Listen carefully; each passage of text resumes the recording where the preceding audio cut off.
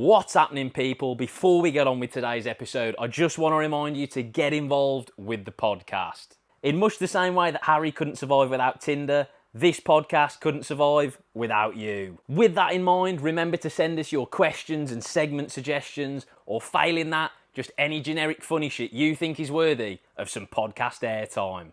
Email into thebrummybrotherspodcast@gmail.com. Link is in the description. And don't worry, we'll keep everything completely anonymous unless you're fame hungry like me and you want the attention. Right then, back to the pod. Take your trousers off, you.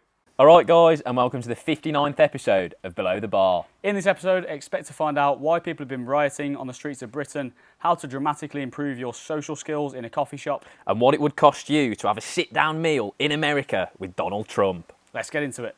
Seamless, that. Yeah, this is, you might notice, the same as last week. Shock that. You'd almost think we're filming this about 50 seconds after we just filmed the intro for last week's episode. Yeah, and that's because we are. Yeah. So, as mentioned last week, we're going to go through essentially current affairs through the lens of our segments. So, Ed's going to kick us off, and we'll get straight in. Yes, so as always, my favourite segment, because it means that we can throw people under the bus. Helmet of the week. Helmet of the week. Right, so you didn't actually know about this until you got back, which kind of says a lot about American news agendas and how kind of like potentially insular they are in relation to their news. But basically, I mean, this story's a few weeks old now, and it may have been developed, since we filmed this. But maybe. But basically, some hat or helmet. 17-year-old actually, he's outdone himself there. But went into a Taylor Swift themed dance class in Southport, which is north of Liverpool, and stabbed loads of kids, which is grotesque. Yeah. Ultimately, is it? Yeah, I think helmet of the week. He's probably he's least. It's the least of his worries, that, isn't it? Really? Yeah. Has he been caught? Yeah, he's been caught, and they named him as well, even though he's 17. But the judge thought it was in the public interest because I think he turns 18 next week, and also because it sparked a lot of public disorder in the terms of kind of rioting. I think he thought it was in the public interest to name him. So then people can understand his background. Weren't you saying there's lots of like far right individuals rioting because they think he's of certain descent and he's not? So we'll get into this. Obviously, again, in the same way that the Trump assassination attempt can be approached from many different angles. I actually got a bit of flack for that. Did you? I don't know if I told you about it. Did you not tell me about it? I forgot how I found out about it. Oh, it was the comments. I was reading the YouTube comments. Okay. Forgot who said it. But a guy basically came at me for basically condoning the Trump assassination attempt, which I didn't. Actually, specifically caveated that you can't encourage people to take pot shots at ex-presidents, no matter how much they may be asking for it. but I appreciate that because you questioned me, and that's what life's all about, isn't it? Asking questions. Yeah. But so obviously, he's a helmet, and his name is, and forgive me for pronunciation here because he's of Rwandan descent. Right. So his name is Alex Rudakabana. You might have nailed that. Rudakabana, I think. But he just makes me think of Copacabana, which... a very different vibe. Yeah. Well, ultimately, he now won't be going to Copacabana for a very long time, will he? Fucking... or Club Tropicana. Fucking slipped on a banana in the prison showers. Yeah. Is he going to prison? What's the crack with that, do we know? So he had his court hearing for... I think they charged him, basically. I don't know how the court process works. I'm not a lawyer, ultimately. I'm a gobshot podcaster and coach.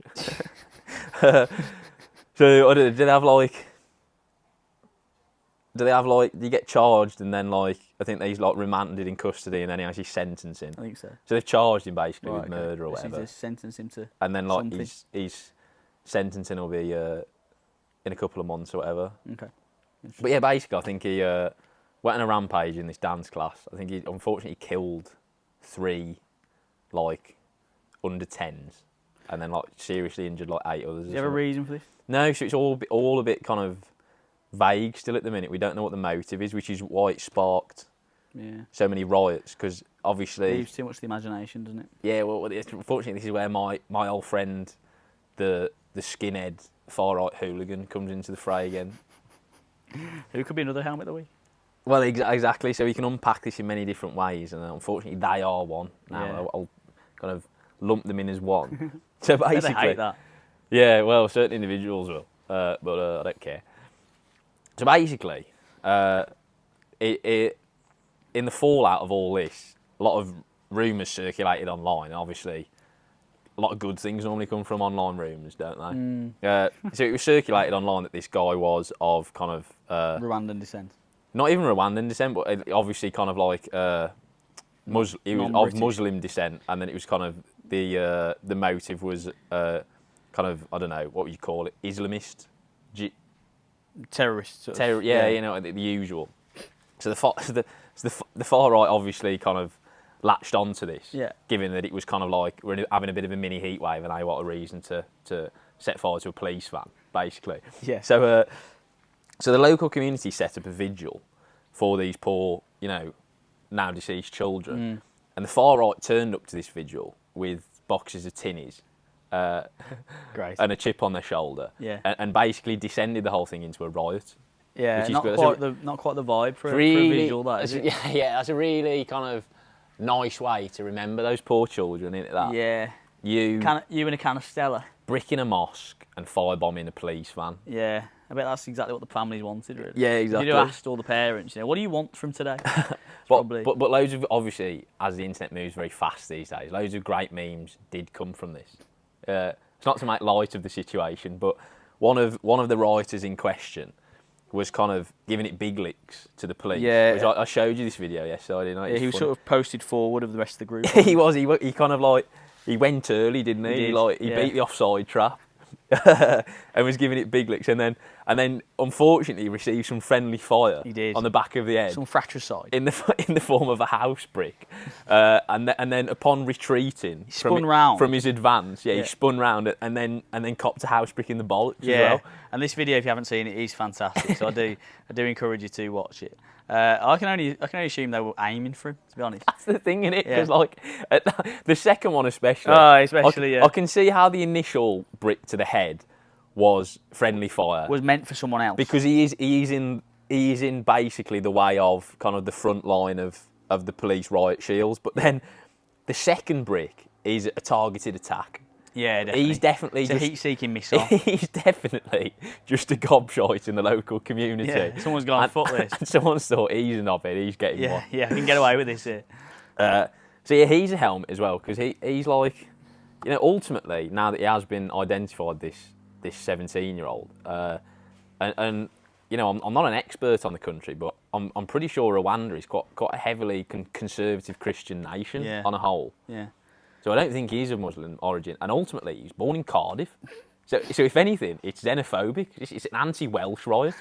Yeah, isn't it really? Which I'm sure they didn't mean it to be, but it is. Yeah. See, the whole thing really stunk. We're not really in a great place at the minute as a nation. A lot of civil unrest.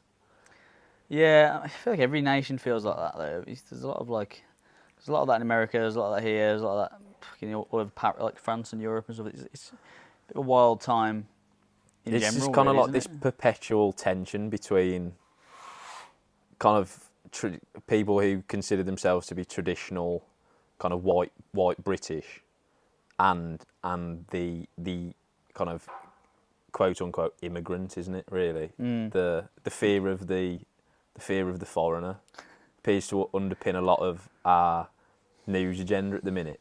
Yeah, which is it does. I guess it's and a lot of it's unwarranted. Ultimately, you can kind of see that from the results of the election. And obviously, Labour got in, but the weight of the vote in terms of reform was a bit mad, wasn't it? Yeah. I saw another good video actually that I didn't show you of basically it's a copy and paste job of our house brick mate, but you basically subtract the house brick and add a police dog. So like he's giving it big licks. Nice. And there's an absolutely ginormous German Shepherd eyeing his arse up for about gets round it. about 30 seconds, and then eventually his handler just gets fed up with this bloke and unleashes him, and he's lockjawed on this bloke's arse cheek for a good 30 seconds. Fuck that, mate. That's the worst. That's worse than the house freak. And immediately he goes from kind of like Billy Big Bollocks to, screaming schoolgirl in about half a second. Oh yeah, a German Shepherd around your arse will do that. Yeah, police dogs are hoofing, by the way. Yeah, they are. So good. But more of that, really, from UK policing. I'm a big advocate of that. Oh yeah, well, just unleashing their dogs. Yeah, like fuck it. Attack dogs. Yeah, police dog inflicted GBH. Well, they're really. 11 kill streak, so they have to wait. They can't just. Yeah, you got it in his earpiece. Yeah. You got a housebreak it. Yeah. That's. I mean, again, I hadn't heard about that, which is mad, considering how much of a big story it has been over here. But I hadn't heard about that at all over there. But then it sparks riots in London outside Downing Street, again predominantly fuelled by the far right, and then in Southend as well. Not to be confused with Southport, which is where the stabbing happened. Southend, I think, is down on Southend on Sea, isn't it? So it's it's down. Is it in? No, I don't think it's Essex. Yeah, it's over that way. I think it's towards it's like Nigel Farage's neck of the woods. You know, where he's supposedly an MP now. Yeah. Even though he's, I don't think he's even turned up for Parliament yet. I don't know. Because he was in America the other week, supporting. He belongs in America, really. That was another thing as well. I know it's basically the Eddie Rex H Nigel Farage podcast, but there's a great clip of Emily Maitlis interviewing him when he went over for one of Trump's presidential election rallies, and she fucking hates Nigel Farage. Right. And he was very coy about why he was there. Mm. And she was grilling him because he was like, basically, you're 3 weeks into being an elected MP. Yeah, why aren't you doing your job? Yeah, why aren't you doing your job? And she got him like hook, line and sinker, basically, because she was like, so have you been invited by Donald Trump here? And he hadn't. Obviously, he just turned up because he likes to stink the gaff out and pretend that he's Donald Trump's mate. So like, his navigation of that question was just painful. It was like Partridge-esque level of pain. Because he knows that he's not been invited. He's just there to stink the gaff out. He's trying to bullshit his way out. And he's like, he was like, I felt the need to be here for him. Which he just sounds like an estranged lover. Yeah, you know what I mean? It's so That's funny. I have to watch that. You know, speaking of Trump, the day I left Nashville, he was in Nashville, and I thought, is it a rally? I was going to go because that'd be fucking funny. Just in case it kicks off. Yeah, I want to be there. That'd be funny, wouldn't it? But anyway, it wasn't that. It was a Bitcoin event he was speaking at, right? Right. And guess how much? Is he struggling for money? Guess how much it costs just for a ticket to that event? Just paying Bitcoin? Don't think so. Well, that's a bit flawed, isn't it? Probably do, actually. I did a couple of grand. $10,000. Now guess how much a round table with Mr. Trump was. Well, this is just basically buying access to President Trump under the guise of a Bitcoin conference, isn't it, basically? So, like, what was it, 10 grand per ticket. 10 grand to be in the same room as him. Yeah. And then X amount to kind of like rub shoulders with him. X amount to like have a photo with him. 30 grand. So photo with him was 100 grand. Fuck off. Yeah. And a round table with Mr. Trump was supposedly, I don't know how true this was, £800,000. Dollars, I guess. 800 grand for a dinner with the man. See, this is the thing how that we can you command such fucking... That's mad. This is the thing that we just don't get about, we can't relate to in the UK. Like, the amount of money that is in States. The US political system is absurd. Because that will all just be, I assume that will all just be financing his presidential campaign. Yeah, probably, yeah. And it's just conservatives over there or whatever that have just got too much money. Like, public speaking in the UK, well, not that I've done it, or not that I'm touting for work, but like, Eddie Rex after dinner speaker. Like, I think you can get a couple of grand from like a decent. Well, obviously it's Trump as well. It's like a big. Yeah, ex-president. But I'm sure, like, if you got fucking Theresa May. Well, Boris Johnson would probably be the one, wouldn't it? Yeah, he's quite entertaining. His character. Yeah, he probably fits in with those finance bro circles in London. Exactly. Yeah. So he probably command like something decent, but like even if it's that like is insane. Yeah, like 10, 20 grand something. Yeah. Pales into insignificance compared to 800 grand just to basically like chew the bloke's ear off for a minute. Well, yeah, to have a dinner with him or whatever. The 100 grand for a photo is the mad one, isn't it? Like, the fuck? What are you going to do with that photo? Frame it in your house. That's a bit try-hard, that, isn't it? Oh, it is, yeah. That stinks. I mean, if it was a rally, like I said, I'd have gone. History there.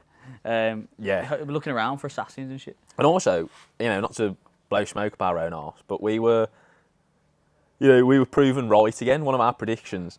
Because we were obviously 3 or 4 episodes ago when we were talking about Trump's assassination attempt. And we were speculating about where the election's going to go. We basically said that the Democrats have to pull the pin on Biden. And they did. And they did. Yeah. Literally about a week after it aired. Yeah. I mean, originally they didn't, did they? Originally they were going to stick with him, which basically was akin to their submission. Yeah, it was akin to a death sentence, wasn't it, really? Yeah, but they've actually changed their mind and tried to fight. And, what's her name? Vice President Harris, I guess, is her official title. Her polling is doing quite well, from what I understand, yeah. Oh, okay. I haven't watched any of her. Well, the election's not for another couple of months, is it? So no, I mean, you can't look too much into polling either, because especially in America, it's very volatile. So she only has to, basically have one gaffe. And then she's down the toilet, basically. Yeah, and Trump could probably do with another attempt before November. Yeah, the other ear. He's got another ear to go yet. Exactly, that's what people are forgetting. He's got 2 ears, and only one of them's been shot so far. That saw him in the polls. That was. So yeah, that was mad. I didn't even because this guy was saying, oh yeah, Trump's in town tomorrow. I was like, what? No way. I was like, I'm gonna do it because I thought it was a rally, but no, it wasn't. But yeah, so that was helmet of the week anyway. Not sure how we got on to Donald Trump. Big coin events, but whatever. Moves in mysterious ways. Right, okay, so next up then, pet peeve. Brother, what's that? What's that, brother? What do you got for me? My pet peeve this week is to do with me. And it's... Is it NHS? No, it's cyclist hating car drivers. Ah, I see, okay. So it's this kind you've been doing a lot more cycling, haven't you? Yeah, so I'm a cyclist hat now. But I can still put myself in the shoes of a car driver. And I just don't see why some drivers get so irate with cyclists. Like they're really not that bad. No. Well, I think round here I can't see the gripe with it. I think round London it maybe be a bit more annoying. But then again, why the fuck are you driving around London, to be honest? Yeah, if you had a brain, you'd also have a bike. Yeah. Because you'd get to where you needed to be a lot quicker. Quicker in the city, you would, yeah. But like I say, around here, there's not enough congestion for it to be an issue. No, so the particular example that kind of brought this to my attention was I was approaching a traffic light and there was kind of a build-up of traffic, quite significant. So, where it's going to take like 2 or 3 attempts to actually get through the light. And we were about, I don't know, like a good 200 metres away from the actual lights, 100 metres. And I'm on the left-hand side of the lane, so in between kind of like wing mirrors and pavement, right. Basically, like trying to filter through traffic. And there's this transit van in the horizon, and I can see him edging towards. I can see him look in his mirror, right? He clocks me, and he deliberately moves closer to the curb to block me out. That. He's not going anywhere. Yeah, he's not getting anything from that. And all he's doing is ruining your day. Yeah. Like, this is like, how can you be so bitter and jaded that you've actually gone out of your way to not let me through? Clearly having a bad day. And the thing is, all that happened then is I just went the other way around him. Because what he's forgotten is that I can just go basically behind him and round. I can just go along the central reservation, all the way to the front, which is actually easier. Yeah, true. Because I had more room. Because I had more room. Yes, maybe he should look out for you. He's actually done me a favour. That's mental. I bet he was fuming when he saw you go past the other way. But yeah, that's why it's a bit like when you're crossing the road and people speed up. Yeah. You know that just like you're not going to run me over, like you get sentenced. So what you did? What you do? Like actually, I drove over a zebra the other day, and it was one of them where like I didn't. So like the when like, the people are approaching a zebra, and you can't tell whether they're going to cross or not. And then, like at the last minute, they basically like drop the shoulder and like go to cross. Yeah, like a Sims. You've got a signpost to me in advance that you're going to use that zebra. Because I'm going at 30 mile an hour. Yeah, I can't just fucking stop. Exactly. So I actually had to go over in the end because it would have been too late for me to brake. But I felt so bad, and that was kind of like I mean, I couldn't really do anything about that. Sometimes, like you're not in the wrong by going through it. I think. But obviously, legally, you're supposed to stop. But that bloke in the van just ultimately hates himself. He's just having a bad day, isn't he? Yeah. He's like, fuck it, I'm not getting fucking overtaken again. He's probably like stuck at the lights, late for a job or whatever. But yeah, that's mental. But it's this irrational hatred that like some people just have towards cyclists that's kind of like born out of no real kind of past experience themselves. Oh yeah. Well, it's just like, because it's like a very, I think what it is, it's like a very like macho bravado like position to take, isn't it? It's like cycling is saft.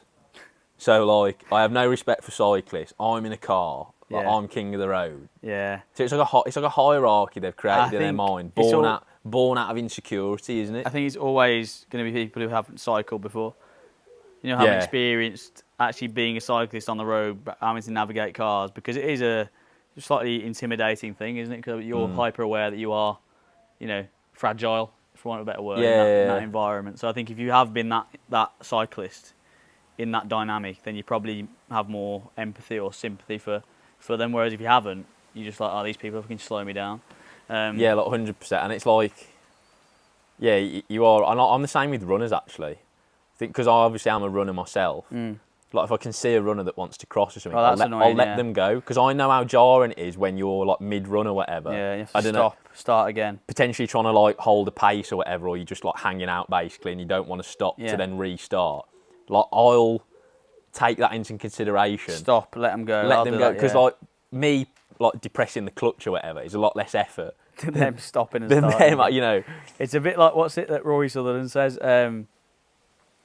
There's a reason cyclists try and like go through lights, you know, where they just try and like kind of edge it through, because them stopping and restarting and having to get up to speed again is so difficult. He's like, it'd be the equivalent if when you put your foot down on the accelerator, like someone clamped your balls or whatever, because it's like so hard and horrible to get back up to speed. You try and avoid it as much as possible. Avoid stopping. It's the same thing, isn't it? Yeah, I've become very aware of that actually. Yeah. Like, it's even more pronounced when you've got using clip-in pedals as well. Oh yeah, because you clip in, clip out. Yeah.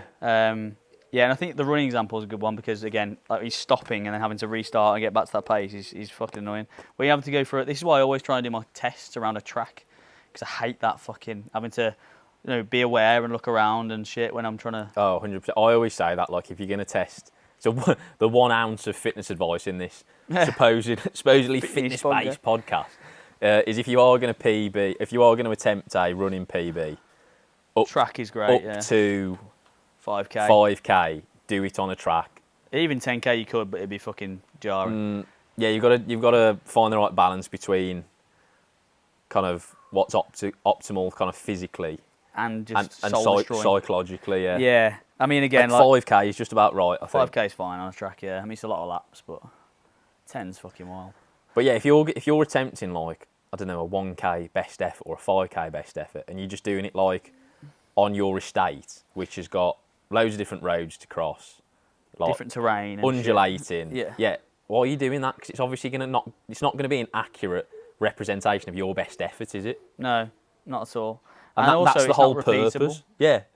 Because there's so many variables there you can't repeat. Whereas a track is a track. Whether there's wind or whatever is, you know, minor, isn't it? Like you don't have to stop for cars. You don't have to think about elevation and stuff. And ideally, when you're testing, you want it to be as true as possible. But yeah, that's the only fitness advice here. Yeah, it's a pet peeve, basically, jaded, middle-aged transit drivers who have an irrational hatred for cyclists just because they basically are unfit and can't ride a bike. Is ultimately, I think, what it boils down to. What it comes down to, yeah. But yeah, okay, so, underrated, overrated? It's either underrated You've charmed me. or it's overrated. Well, that was fucking dreadful.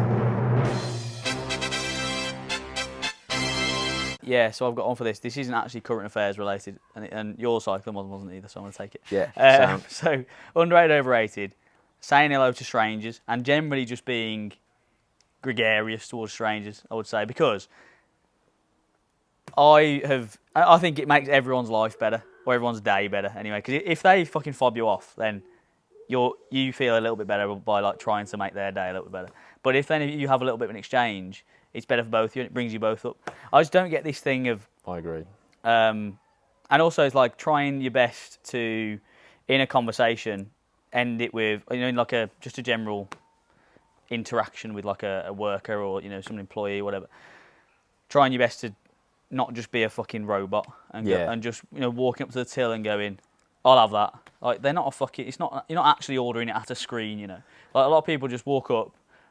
Pretty like 80%. If you watch everyone, 80% of black people walk up for a coffee. They go flat white, please. So that's an individual you're trying to interact with. It's not actually have a little bit of a back and forth, or ask them how they are, or whatever. Oftentimes you ask a barista how they are. They're a bit like. Yeah, because it's such a rarity for them. 100%, and they're like because it's in this they're in this cycle of just ask what they want, get them it. Ask what they want, get them it. Whereas if someone breaks that cycle with like a question, like what? Oh, I'm alright. Yeah. Yeah, I agree. Actually, I think there is a genuine dearth of meaningful human interaction. 100%. And you are right there. You've touched on this. You've got to find the right balance between. Well, not find the right balance, but this can easily turn into like meaningless small talk, which you've got to avoid. Yeah. But like, I agree. Like I think, especially in the UK, where we like a lot of people are so kind of like reserved and keep themselves to themselves. I think just like if you're in a shop or like walk past a stranger or something, just throw them a hello. Yeah, 100%. And then if they let on, like have an actual proper conversation with them. Don't just say, "Oh, nice weather." Yeah, exactly. Try and say something like, "Well, I don't know," but whatever. Well, whatever context specific, won't it? Like, but make it genuine, and then, like you said, it's win-win from you because if they kind of rebuff you.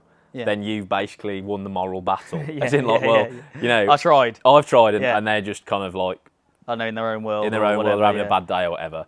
Or you actually have kind of a genuine, nice conversation with someone. Yeah, and that brings you both up. And it brings you both up, yeah. So it's like it's win-win. It is. There's a guy on Instagram who walks around just like a POV camera and just says shit to people, like, and he's not even like he's not being weird or anything. He's not like dropping rees or whatever. There's some of those videos as well. But like he'll walk up to a couple of girls and he'll be like, "Hi girls, we thought you looked amazing today," and walks off. Like it's great. Like that. Absolutely. Obviously, that's a little bit Riz master. Yeah, I mean that's a little bit excessive maybe. Or walk past a bloke and he'll be like, "My fantastic jacket, mate," or something like that. You know what I mean? Like, I'm not saying you have to do that, but that's just a example to the nth degree of what I'm talking about.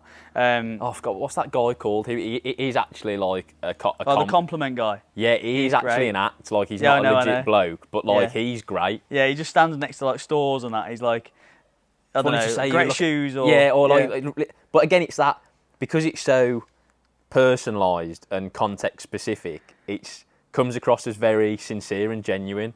100%, and that's why like he'll go out like nice shoes or whatever, something very specific about your style or something like that, and that genuinely makes people's day. Because a lot of people go through their day just having like little bits of shit interactions. If they're going to work and maybe the boss is a bit of a cunt or whatever. Shit small talk, and with it's death by shit small talk, isn't it? Yeah. No one likes small talk. No one does. The difference, like, if you're gonna have small talk, you might as well just not interact. Yeah, because you're no better off for it, either of you, are you? Because the whole point of small talk is you're just passing time. It's like passive tennis, isn't it? Like it's just trying to rally. It's just a rally, yeah. No one's going for any points. No point, exactly. But I think it's a really good takeaway if you can just try and be a little. I mean, particularly in London, London's probably the most difficult place in the world to do this. Because I walked around yesterday and obviously it was hot and everyone's on transport and everyone's threaders. Everyone is so threaders. It's people mental, in London mate. are miserable. I've been on a plane for the last fucking however long. I'm tired. I'm trying to like smile or whatever. Everyone is so miserable, mate. It's mental. And obviously, like I say, it's warm, so that's probably plays into it. Fuck me. It is. London actually is a good place to do this because, like you said, everyone is so taken aback when you do actually kind of like try and interact with them. Because everyone in London's just their own little bubble, aren't they? Yeah. And everyone's fuming. Yeah. And they're all fed up because they work in like 70 hours a week to pay rent. To pay, to earn 150 grand a year that just gets pissed away. Three quarters of immediately like is taxed or goes to rent. Well, the last thing I'll say on this as well is actually as well there's a hidden benefit in terms of it's just difficult to do. There's a rejection therapy element because it's so easy to stand in a queue and just not say anything, and it's like and we all do it, and it's so easy. The minute you put yourself out there to actually talk to someone, there's an element of, okay, I could be rejected here, and that's always difficult. I think the more you can do that's going to elevate your social skills no end, and it's going to make you probably just become a little bit more confident talking to people. And it's just time in the saddle, and it's just time and attention. Yeah. I think that is the last kind of benefit or major benefit I can see of it is just the uncomfortable thing to do, because a lot of times it's so easy to just put your AirPods in or go on your phone. The phone's the good one. You know, if you get your phone in your pocket in a queue or whatever, you just go on that because it's easier than talking to people. Yeah, 100%. Yeah. This will be easier to do in certain places than others. Because like we said, London, probably not going to have a great strike rate. No. You know, but then equally in places in the north, you have to be careful because you know you're never going to get them done. Because you might never escape these people. You might hit a pensioner up, and you're fucking there for years. Next thing you know, you're living with them. You're their carer. You're round for Sunday dinner. Yeah, so you do have to be careful. Particularly if you've got a dog or found. That's fucking. Because they are disarmingly friendly. At some point, to the extent where you go in. You know, you take the lead initially, and then suddenly you're on the back seat. You can't get a word in edgeways. Literally, you know all about this individual's life. Yeah, I know. Yeah. You go into their daughter's wedding in 3 weeks.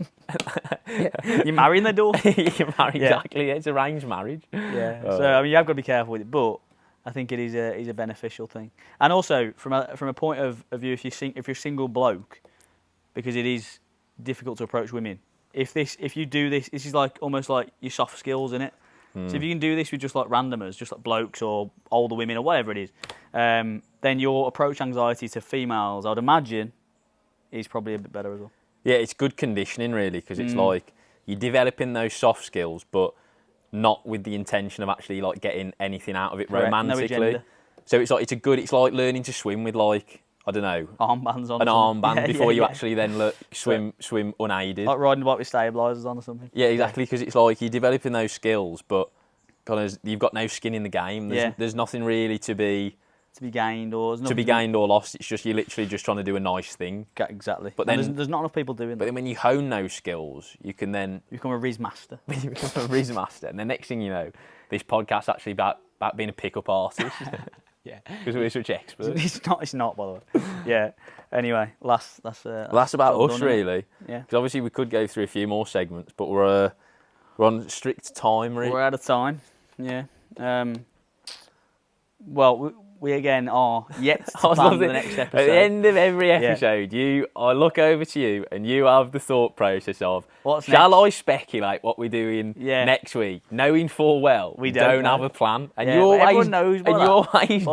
Everyone knows by now that we don't plan these. They're very off the cuff. I think that's good. What I will say, actually, just a bit of housekeeping at the end, is I did look into whether we can add more of these DJI mics to one receiver, you know, with the intent. You can't, no. So we're gonna have to rethink the guest episodes, because it's annoying now, because I know it's become a bit of a meme now that we always say, oh, we're gonna get more guests on, and we got like 3 on, and then basically haven't since. Oh no, we've done 4, haven't we? Yeah, we have done 4. We done Gaz, Jim, Ben, and then we got Mike Chadwick on, and we have got a lot of people lined up. Genuinely, it's not like normal smoke and mirrors bullshit of social media. Like, we have got, probably double figures of people who said they will come on to the podcast, and will be good guests, and will be genuinely like interesting people to have on. But unfortunately, because we don't plan anything in relation to this podcast, and we don't have the we don't have the time really to actually like square away. I know, we'll have to look into it and have to have an actual thing of. Yeah, we will have to, because I'm giving up with that audio equipment now, unless a womble out there that listens wants to square us away. Because to be honest, we don't know what we're doing, so that it probably is very low hanging fruit. Probably, yeah. I mean, we have basic understanding of that stuff, how to turn it on. Basically. So if you can help, please do. Exactly. But other than that, we'll see you next week, and the content of that episode remains to be seen. Yeah, hope you've enjoyed that, and say hello to strangers.